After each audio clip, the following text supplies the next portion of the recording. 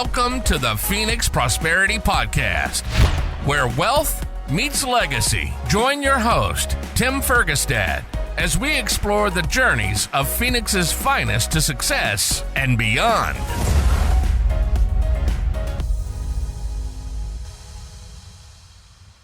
All right. Hello, this is Tim Fergestad. Thank you for joining us. I'm very pleased to have Tom Costello with me here today. Tom is the president of Vivid Systems. Welcome to the show, Tom. Thanks for having me, Tim. I appreciate it. All right. You're an entrepreneur and a fellow geek, and you wear a lot of hats. So you want to give us a snapshot of maybe what your focus is right now? Right now, I've been really focused in kind of the mobile arena. Even though I've done that for the last 15 years, I've developed a lot of different apps that you can deploy as what they call web apps. But now I'm moving more towards putting my apps inside of the Apple Store and Google Play Store and things like that. Okay. Okay. Is there a particular subcategory or industry or market that you service? Not necessarily a specific industry, but one of the apps right now that I am, putting a lot of my time is I'm a motorcycle enthusiast and a technologist. So I'm kind of marrying those two together and building out a motorcycle app under motorcycle.app that is going to be available for all your motorcycle enthusiasts.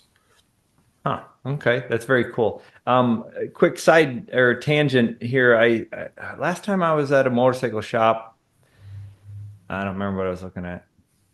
There's some cool ones out there right now, but there were some of these dirt bikes that you just put the phone up onto it and log in, and that was how you did everything was through the phone. Have you seen those? No, I haven't seen that part of it, but a lot of the bikes that I ride, they have a screen on the front. It's almost like being in a couch. You get all your navigation and everything right there. Okay. And you can obviously they've had the Bluetooth from your phone to the bikes for a little while now. Right. But yeah, this was like the brain of the bike was on the phone, and so when it's like the key basically, you would anyway, it was interesting. That is really interesting. Anyway, so it was an electric one, by the way. Those are pretty popular in the dirt bike industry right now. They're pretty light or pretty zippy, right? Oh, they are definitely. Okay, so okay, thank you for that. So back to the motorcycle app. so that's sort of not working with any existing software. It's freestanding, like you said, going to sell it on its own. Yes, yeah, it's going to be inside the Apple Store and Google Play Store that you just download it and it'll be on your phone. Okay, but a lot of the apps that you've done in the past, you said it worked with other software. Yeah, I when I started my software companies in the 90s, I have lots of years of Oracle experience. If you know what Oracle is. Started that in the 80s. So I really spent a lot of my time in my consulting companies that I've owned building out business type systems for organizations. My company has built probably 20 different or more software administrative systems for all the state agencies here in Arizona, between the Attorney General's office, Department of Environmental Quality, Department of Health Services, state lab, various different organizations where we build out all their administrative, the retirement system. Actually, my company wrote the retirement system for ASRS here in Arizona, and some federal organizations as well. So it's been business related that my company and team have designed and built, coded, and deployed in those environments. In the last 10 years, it's been really moving more towards the mobile environment and web applications and things like that. So, I'd like to point out that there's probably a lot of security issues when dealing with some of those systems. Is that one of the things your company does or specializes in? Yeah, for the last almost 10 years now, I've been intimately involved in cybersecurity on the both proactive and defensive side of cybersecurity. You know, as an architect for a large organization here in Arizona, I was the one that actually reviewed all the code of over 200 software engineers to make sure that there were no vulnerabilities inside of the coding that they were, you know, deploying to these companies, organizations. Is that as fun as it sounds? You know what? I'm an innovator. There was a opportunity or job that I had that if I ever found out that, oh, hey, this becomes mundane or this is rote or this is that, you know what I do? I just automate it. I literally wrote a bot to read the code, look at the code, and find the areas that could be vulnerable and highlight those so that I wasn't sifting through tens of thousands of lines of code a day. So it was actually turned it into a challenge. It was fun, actually. Okay. Well, that was the other side of that coin, right? Is some people, right? They just love to get into the details, and I think it was Isaac Newton, right? Who they were looking through his old notebooks, and when he's doing long division, there's remainders. He would just keep doing it for fun. He would just fill up notebooks of doing remainders on long division. That's kind of what it reminded me of. Oh, that's funny. Yeah, no, I feel like being in technology and writing as many software programs as I had, it's like solving a puzzle every time you have whatever challenge that technology can automate it, fix it, improve it, things like that. So that's been a fortunate career I've had.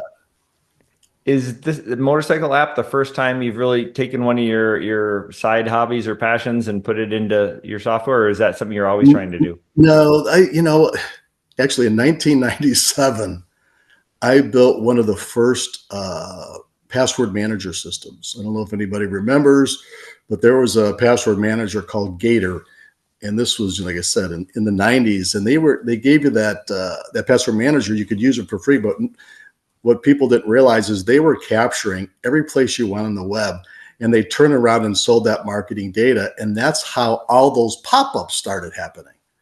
It would pop up based upon knowing what you would, and they would sell that data and stuff like that. So I turned around and built one for my company called Password Locker.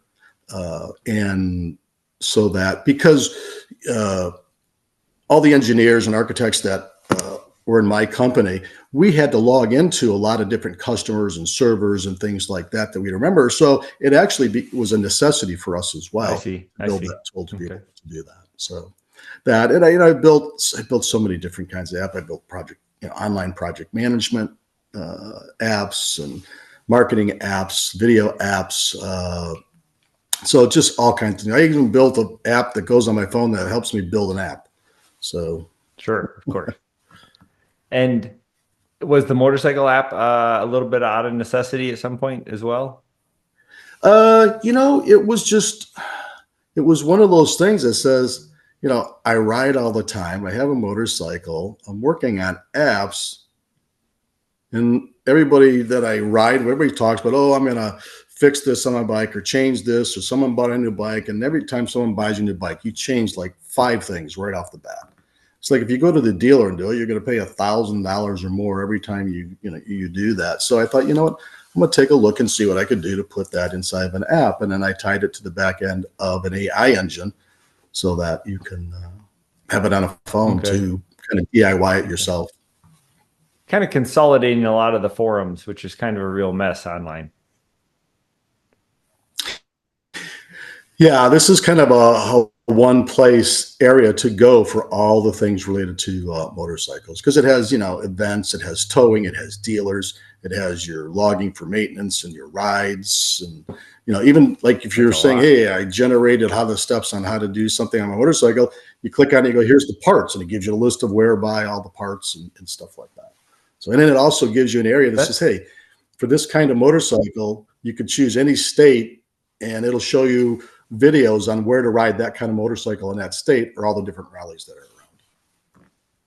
Wow, that's huge. So I can envision this not just being an incredible grassroots sort of product, but a lot of bigger brands wanting to get their get or advertise their gear and so forth, their motorcycles in there, but also for maintenance purposes, right? Make this sort of Yeah, absolutely. a subscription model that comes with your new motorcycle. You get access to this app for Yep, logging all those important maintenance and details. yep, absolutely. My plan is eventually of, partnering up with some of the top motorcycle part companies, and there's very few, believe it or not, that are out there. Which, if you get a 50,000 subscribers or 100,000 subscribers, and they're always working on their bikes, well, you want them to come and buy parts from you online and have them shipped to you. So I'll be looking at trying to partner with companies like that. Sure. I imagine that the hobbyists would enjoy this a lot for all the multiple features, but that mechanics would all be wanting this. Yes. Well, the other thing too, think about, someone that's a rider, it even gives them kind of the, what if I wanted to change this, or what would it cost me to do this? This gives them all that before they even, decide to go to a dealer or do it themselves. It kind of lays it out for them, kind of getting rid of the unknowns. If I wanted to change my shocks, or I wanted to change my bars, or if I wanted to do, different things on my bike, this gives them that picture before they would actually do it. And I have so many things in my head about different features for this. I literally will eventually add features where you could literally take a picture of your bike, and it will segment it out of all the different major components and parts. And I want to be able to have it so that you can drag and drop and say, oh, I want these kind of bars, I want this kind of gas tank, I want these kind of tires, to kind of build a bike based upon the picture of yours by just dragging and dropping, and it'll replace. Sure. And then when you're done, it'll say, oh, here's all the parts list that you just said you wanted and you like it. This is what it would cost you. Now you have a plan to try to get there. Right. And it sounds like, again, an incredibly valuable tool for sales. I mean, Yeah. So do you see sort of a future for that app that's where you sell it, or how do you partner with multiple manufacturers or parts places? How do you foresee that going? Well, once I get enough subscribers, and I just really am going to launch this probably I have a version out there right now, but it's not in the Apple Store. It's downloadable to your phone, and you can save it as an icon and run it on your phone. Once I get a certain level number of subscribers, I'll probably try to set a meeting with some of the major parts distributors, and see if they want to actually partner and or buy advertising within the platform, because I can rate and limit the parts that come back from a specific brand. Okay. So it may not be an open marketplace in that sense. It may be partnered with just one or two major. Yeah. Well, from the standpoint of parts, yes. But when you think about, every major city has bike mechanics and things like that, or if they wanted to advertise as well. And I've gone to Sturgis several times, and it's a great place there to also have an engagement with all those different riders to be able to use the app. I just see so many different features that would be beneficial for the motorcycle enthusiast, that my first focus really is just on a subscription base, free trial and a subscription base to the app. Freemium. Yes, the freemium. Yes, yeah, it's true. Like, one of my things right now, the group that I ride with, we use another app that allows us to see each other when we're riding, and where you're at and where you're going. I'm going to include that inside of my app so that you can say, oh, create a group ride. Here are the people you want to invite. And when, here's the map of where you're going. And then when you're riding, you can see where everybody's at on the ride on your phone. Okay. It's kind of okay. Is there I have a friend who this was years ago, making a product for communication amongst a group of riders. So, that they could signal, oh, so-and-so needs to get off or whatever. And you you could see it visually, like on your dash or something. Yes. Is that available? That's one of the features I was talking about. Like when you're riding and you see everybody, there's going to be buttons that say, "Hey, I need gas," or "Someone broke down," or Right. we need to eat, or we need to grab a beer, or we need, whatever it is that so that you can be kind of live communications while you're riding. Okay. And so that's like a phone has a mount on some of the more retro bikes. You can put that on there so you can have that display available. Okay. Yeah, everybody that rides nowadays that's into more of the touring and even some of your adventures, everybody's got their phone mounted right there off on their bars. Okay. You just reminded me. Well, I was just thinking about the safety of having your phone in front of you when you're riding or driving somewhere. When I was 15, I was in Germany, and we were on a big bus going down the Autobahn. And the first thing I remember is the driver was selling alcohol from the front of the bus, which isn't common. But he was also reading a book. Oh my gosh. Right. And so we don't, want people distracted with the phone. But I remember that the guy, he was just looking up and looking down and he'd read. And, isn't that crazy? I've had forgotten all about that. Now, when you're on a bike, I mean, a lot of what you very seldom really look at your phone on your bike, other than like you have your map up and you're riding, you can see that your map there on your phone. But using a phone while you're riding is pretty dangerous. So. Well, you have Bluetooth with the helmets, right, and stuff. Yes. So you can. Is the sound good enough for microphones where you can dictate and all that your texts? Okay. Yeah, if you Bluetooth the phone, you could have something that has because it's all hands-free riding, just like driving. Yeah.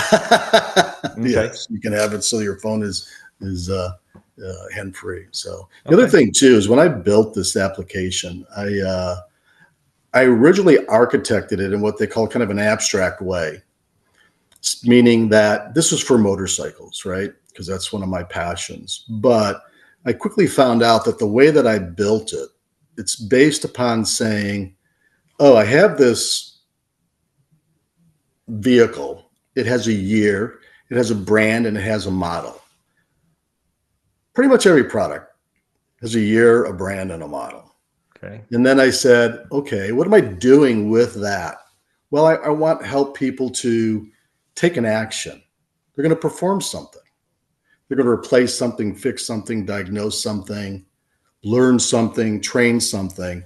Oh, so they're going to perform and replace a item. So it could be a part, say a motorcycle parts.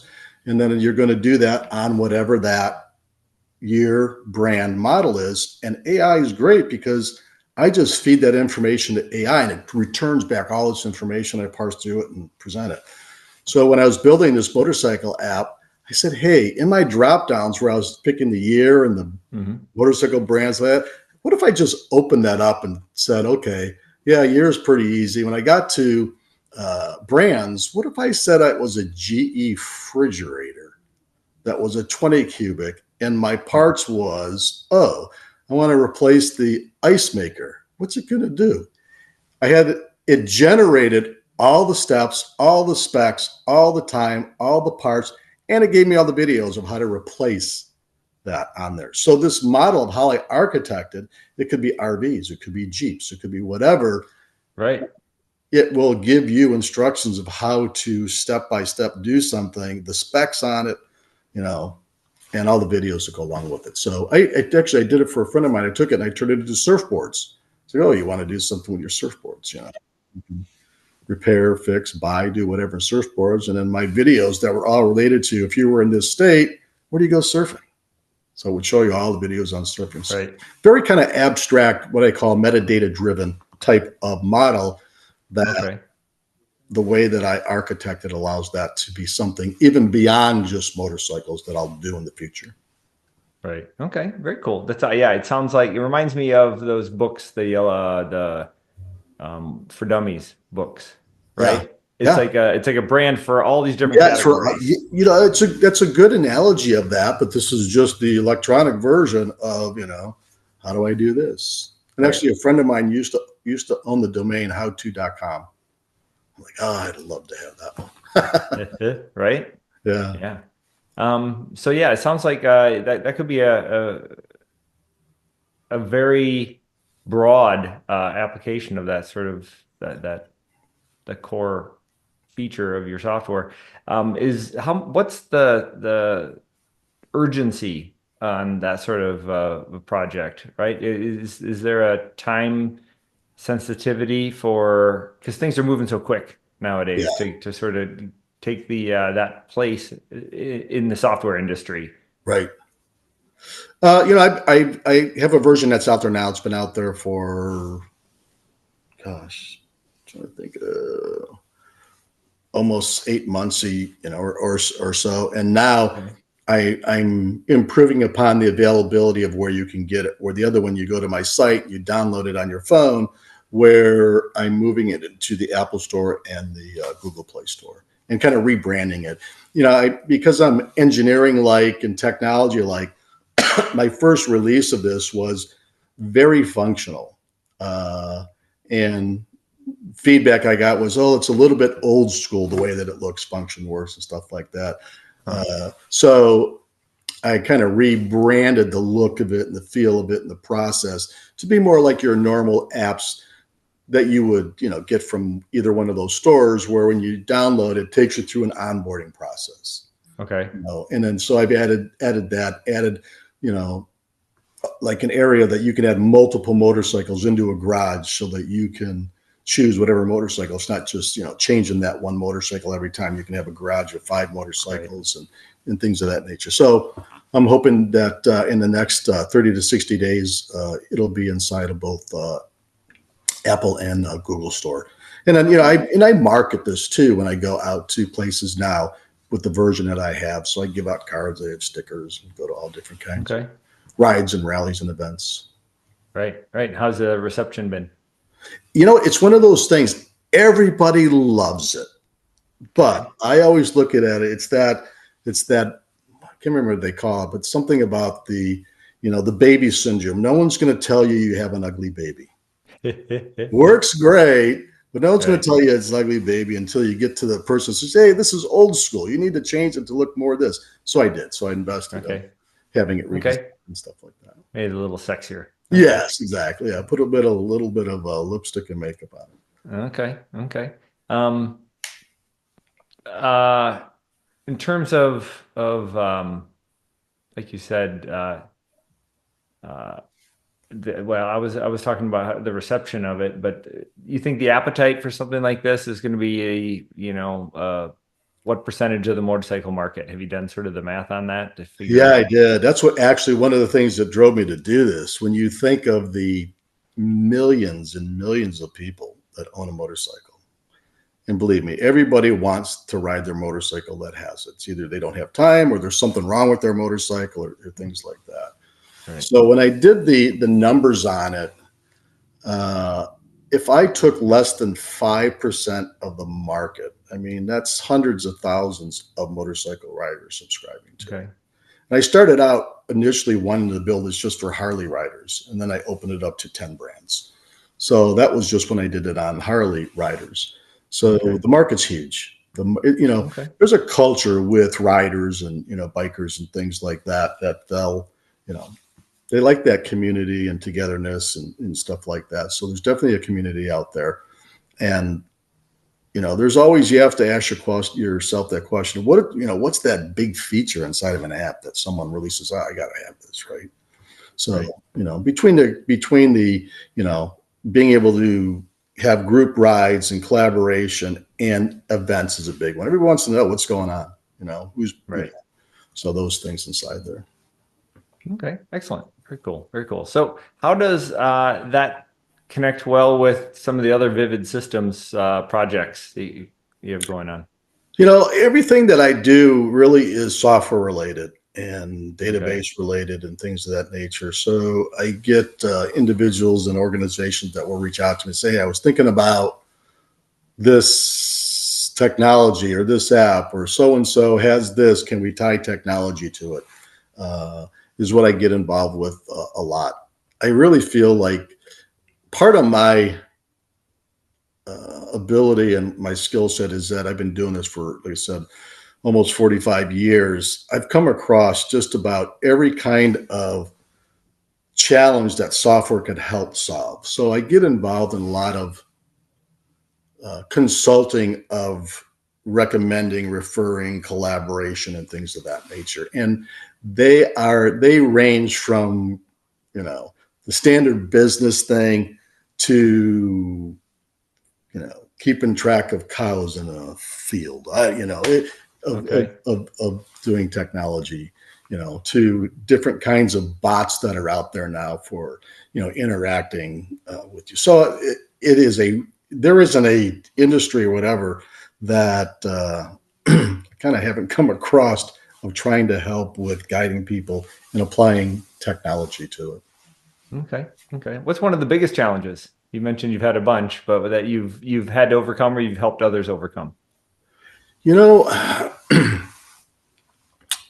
don't know. I always look at like challenges as an opportunity, really, because they are. Because it's like, any big projects are smaller these days, but in the past, you get bigger projects and bigger teams.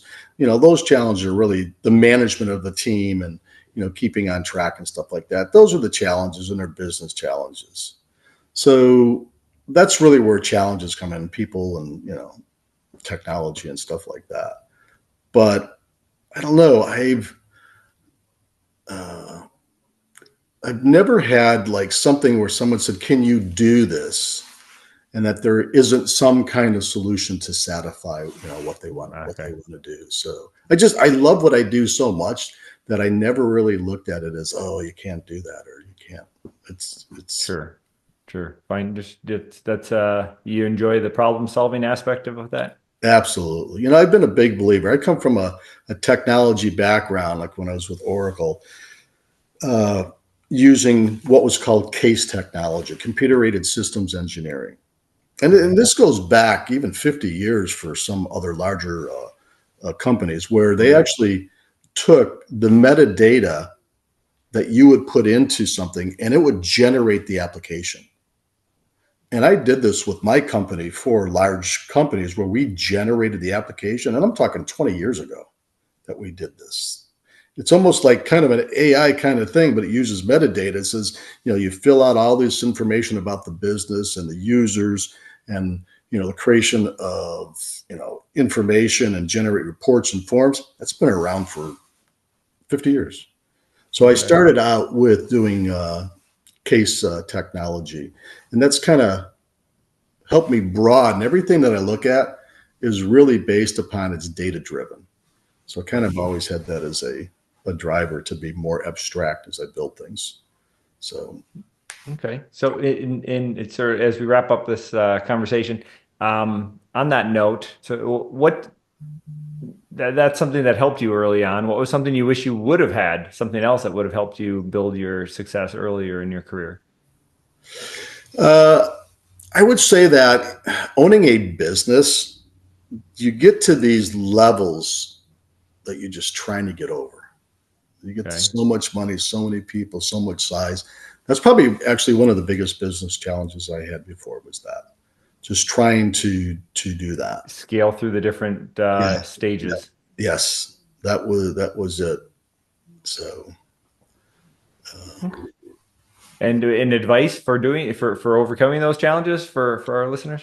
I think that as we talked earlier, just the networking of reaching out to people.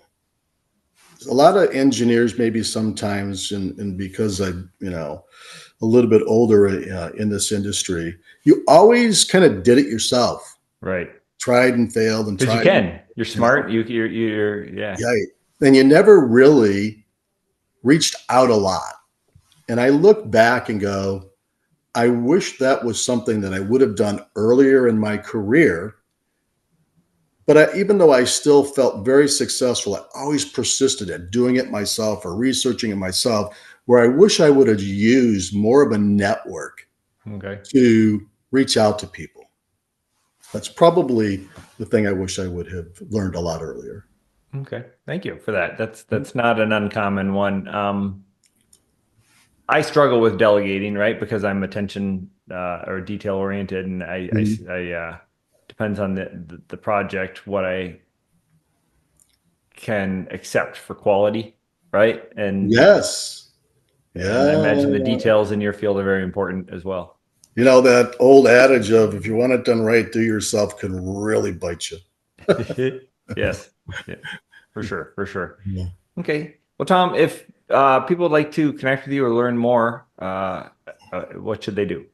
They can go to motorcycle.app and get information from there to be able to reach out to me. There's all my contact information that's there. Or they can go to vividsystems.com as well. Okay. Excellent. Well, thank you everybody for watching and listening. Thank you very much, Tom Costello, for joining me today. We appreciate you sharing your insights into success and software and programming here in Arizona. All right. Thank you so much. I appreciate it, Tim. Inspired by our guests? Visit phoenixprosperitypodcast.com/guest and join us on the show and share your success story with Tim. The spotlight awaits.